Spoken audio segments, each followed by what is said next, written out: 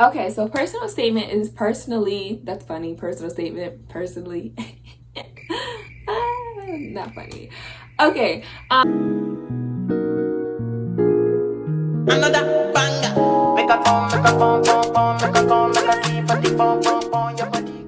Hi everyone, welcome back to Deerenee's The OT Chronicles. Thank you so much for clicking on this video and joining me. Make sure you do those big 3 things for me. Hit that like button, hit that subscribe button, and then leave me a comment down below. I love interacting with all of you. So yeah, let's get right into this video. This video was actually requested by a subscriber. She actually wanted help and some kind of tips on resume and how to build your resume, but then also personal statement wise. So this subscriber actually is applying to occupational therapy school, and when she asked me to do this is like something I already had written down and planned, so I was kind of like, oh, perfect time to do this. So that's what this video is going to be about. If you need help, if you need tips, if you need anything in regards to your resume and anything in regards to your personal statement, then this is for you. This video is to help you, and I will definitely link right here my playlist of all my other videos that will help you get into graduate school or help you get into OT school as well. So let's stop rambling and let's get into this video. Okay, so you already know the drill. I have my iPad here with all of my little tips. I also have my laptop because I actually found my personal statement that I wrote to get into occupational therapy school. So I'm gonna read you like a little blurb of that. And I also am going to like add some photos and some pictures in here of what my resume looks like, so I can kind of give you some template ideas to just help you along. If you don't like my resume, then you can look at other templates, but this is personally what my resume looks like, and it has got me plenty of jobs. So yeah, the first thing we're gonna actually start off with is resume tips. Okay, so I'm gonna be looking down a little bit. As you know, I have my iPad. But my first tip for your resume is to make your name like the first thing on your resume. So I'm gonna insert a clip of what my resume looked like here. And if you look at my resume, you'll see that my name is actually very big. It's right at the top. My information is right next to my name, my address, which I bleeped out, my phone number, which I bleeped out, all that stuff I bleeped out. But yeah, that gives you an idea of kind of like what I mean when I say make your name like big, because you want them to know who you are. But then also what I thought was pretty cool, which is something that my professors gave me, is I put actually my degree next to my name. So I have my bachelor's of science degree in health science. So next to my name, I have BS. And then I also have OTS, which stands for occupational therapy student. So that's right next to my name as well. So that's like the first thing that you see on my resume, and that's the first thing that I definitely suggest for you all to do, so that it kind of is just like, boom, here is Deereneee.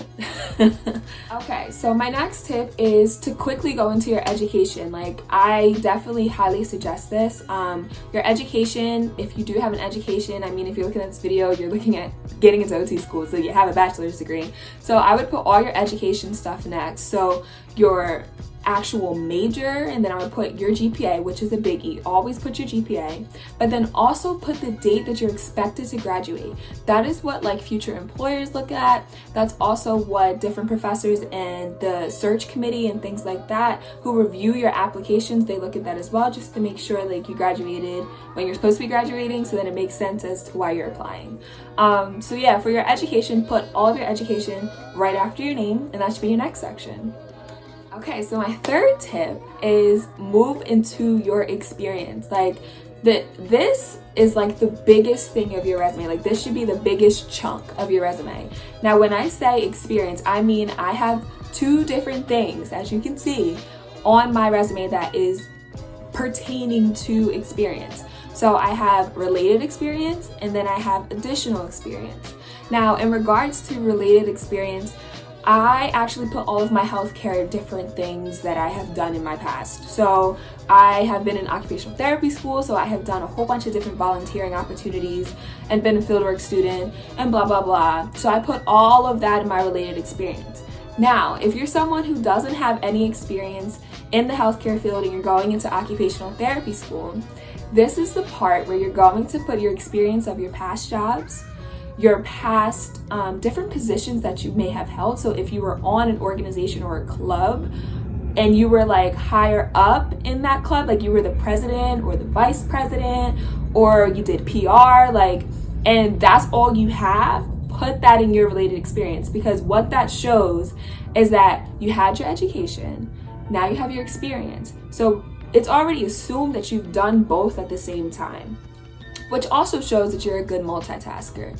Now, in regards to your experience, as you all know, you should also put the date, like the month and the year. You do not need to put the actual day, the time frames, none of that. You just need to put the month and the year. Like I worked from July 2020 to September 2020. Like that's it. You don't have to put like July 1st, 2020 to September 20th, 2020. Like, no, nobody cares, honey. Nobody cares about that.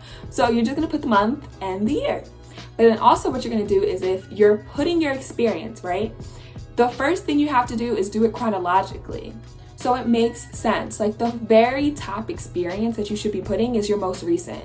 So it should be like June, July 2020, whenever you started your job.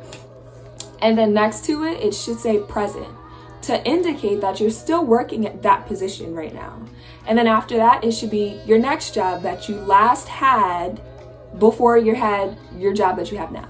So it should be in chronological order, if you get what I'm saying.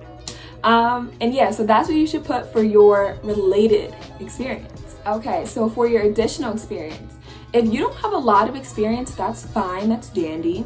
But what you need to do though is kind of like beef up your experience. So for instance, on my resume, this is one of my old resumes at this point. So I used to work at Chipotle in high school. So of course, like I was a cashier, I did literally everything at Chipotle.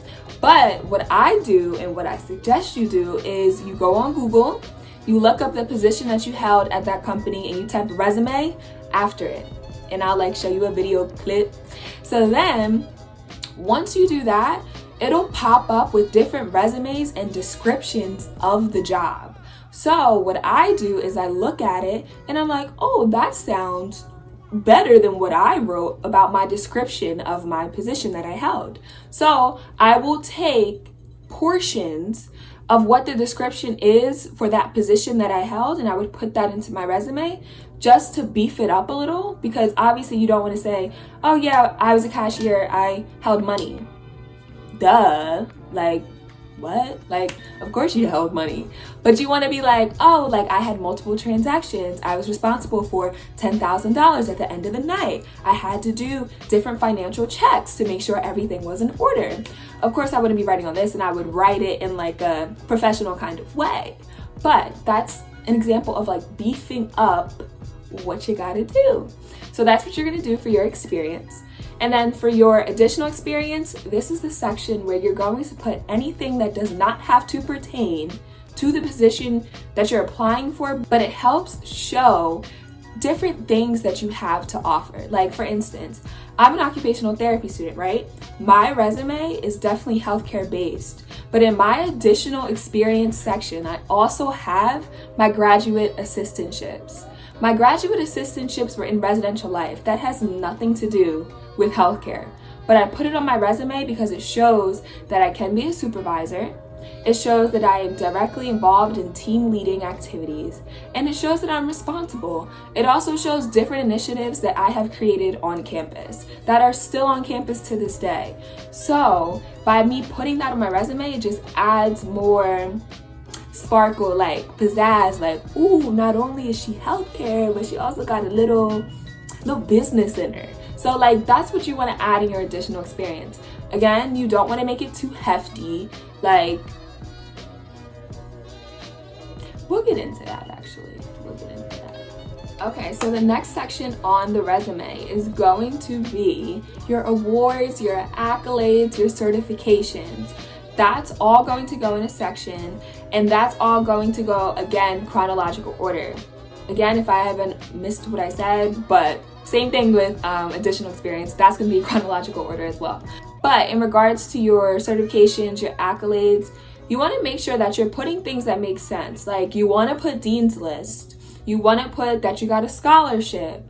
You want to put that you got, I don't know, RA of the year. Like those are different things you want to put. Definitely, if you are CPR certified, put that on there. For most OT school programs, you do have to be CPR certified. So you want to show that you are CPR certified. If you have any other certifications, put that on there too, because the more certifications you have, they're like, oh, I don't have to pay for her to go get certified. She's already certified. I know for me, I have Safe Zone on mine because I'm Safe Zone certified, and I've been that for the past 3 years. So I put that on my resume as well. Okay, so that's like the major sections of the resume. Now I'm gonna kind of give you tips on formatting. So I know I already told you make your name kind of big, but another tip is to use capital letters for your headings. So when you have education, use capital letters and use bold. When you have related experience, use capital letters and use bold for the title of the heading. Like related experience should be capitalized and bold. Same thing for additional experience, and same thing for awards, accolades, whatever title you want to use for that. That is something that definitely helps you kind of break your resume into pieces, so it's just easier to read. Because I know when I've read past resumes, it just was like a hot mess. I was like, I don't even know what I'm looking at. I don't know what I'm reading. I know I'm so confused. Nothing's in chronological order. Like, I'm confused. So this is something that'll kind of like give you structure. It'll show that you're structured. Your resume shows a lot. It honestly is your first impression without seeing you physically. So you want to make sure that it's very professional. You want to make sure that it's very clean cut. You don't want to have it like chunky fonts, things like that. You don't want to have cursive. I know y'all want to be fancy, but the resume is not the time to be fancy. You typically want to use Times New Roman 12. I honestly, 12 is too big for me because I have a lot of things to put on my resume. So I use between 10 to 11, depending on what I'm doing. I know my resume in the past has always gotten the critique that your lettering is too small. But I have so much to put on there. Like, what do you mean? Like, I have so much to put. I had to put everything. And so I had to learn to cut things out. Listen, I have about 5 to 6 different resumes for different things in my life. Like if I'm applying to a healthcare position, I have a resume for that. If I'm applying to a retail job, I have a resume for that. If I'm applying to a food job, something in the food markets or things like that, I have a resume for that. And those are just the kind of resumes I have. If you're someone like me and you're just kind of like, why do I constantly need to keep changing my resume? Just make multiple resumes, copy, paste, switch stuff out, and you have multiple resumes for whatever you want to do. And so yeah, that is my resume tips. Hopefully you took some gems from this. Hopefully this was actually very helpful for you. And yeah, now we're going to move into our next section, which is the personal statement. Okay, so personal statement is personally, that's funny, personal statement, personally, not funny. Okay, that's personally my favorite because I feel like I really get to know somebody from their personal statement. That is, again, like that's your first impression. Somebody looks at your resume and then they read your personal statement and they're like, oh my goodness, like I know so much about you and now I really want to meet you in person. And boom, you got an interview. That's what you got. So yes, personal statements, honestly, I feel like they're super important. You really need to take your time on your personal statements and you need to make sure that you're answering the question. Let me just slow it down. Answer the question that is being asked. There we go. Don't forget that one. Okay, answer the question.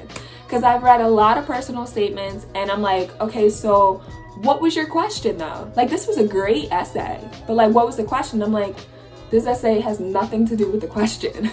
So make sure that you're answering the question for your personal statement. I know for OT school, it's like kind of like, how did you find out you wanted to be an OT? What do you have to offer to the program? I don't know, every program is different, but I think that's what was my prompts. I'm gonna get to like reading my first paragraph of my personal statement so you kind of get an idea. But yeah, my first tip for your personal statement is to speak about something that's real, something that happened to you, something that changed your life for the better or changed your life for the worst, or like you learned something. Like It needs to be something that like can grab somebody, like grab someone's attention, because your personal statement can go, oh my gosh, it's really great, to nothing. So yeah, you just really want to like speak personally. That's why it's personal statement. Now, how personal you want to get, that's completely up to you. I'm not going to tell you to get super deep, because I know I didn't get super deep with me. I just spoke about personal experience and it worked for me, so I'm hoping it works for you. And yeah, so I would definitely say speak about something, like speak your truth. Like if you're applying to occupational therapy school, you should speak about how you found out about OT. Usually people stumble upon OT, so everybody's story is different, everybody's story is unique, and that's the perfect story to tell because it's yours and it's unique to you. And if it's a good story and you tell it well, you're gonna get an interview because they want to meet you. So yeah. Okay, so little angle switch. But now I'm gonna kind of read just a couple sentences from my personal statement to kind of give you an idea of how you can kind of start it off. And yeah, so I hope this really does help you. Here we go. A white long hallway that drags on for what seems to be days is all I can see in front of me. There are little kids in wheelchairs with smiles on their faces, even when they are terminally ill. We were told to walk into the corner room on the left and to wait there for her doctor to come in. Palms were sweating and tears were flowing since we did not know what to expect. It seemed as if everything happened so quickly that I couldn't catch my breath. 10 minutes later, a tall man with a white coat that had 2 blue ink pens in his right pocket came into the room. Once he began explaining what happened and why the whole building turned blue shortly after she was taken from us, my mind began to drift for a moment. When I focused back into the conversation, he was telling my parents that she flatlined for about 2 minutes, but they were able to bring her back.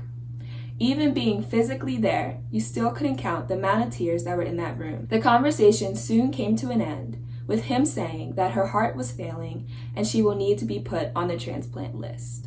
Okay, so that was kind of a Debbie Downer, but you know, that's how I found out about OT, you know, my sister. But that was like the kind of like first couple sentences of my personal statement. If you have watched this far in the video, you're probably like, grasp, like you want to read more. That's how your personal statement should be. Your personal statement should make someone kind of want to like, oh my gosh, I want to know so much more.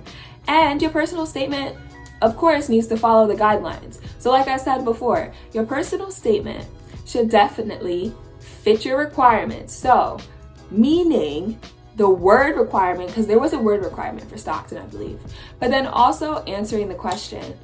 I read through the whole thing and I think mine was about 2.5 pages.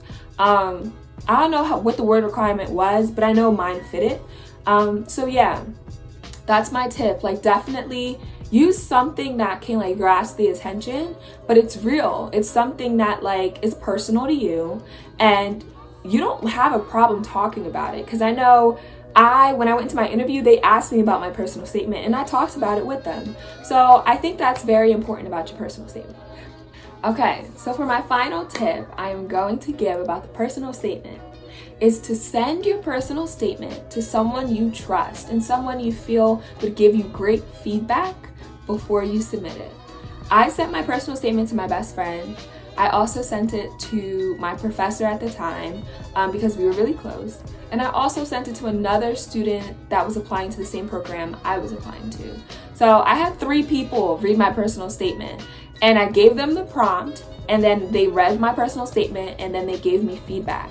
So I actually edited and everything, my personal statement for like a week before I actually put it on the OT cast and submitted it. And yeah, the next second half of this is to proofread. That's the biggie. I forgot to say it for the resume too, but proofread, honey. Do a grammar check. They got it on Word. Do everything because you never want to submit something, especially an application to occupational therapy school, and your grammar is off and your wording's off and you don't make any sense and your sentence structure is horrendous. Like, have somebody proofread it. You proofread it. Read it multiple times. I know for me, I proofread for like a couple days, and then I'm like, okay, I feel comfortable enough submitting this. So that's my last tip, and yeah.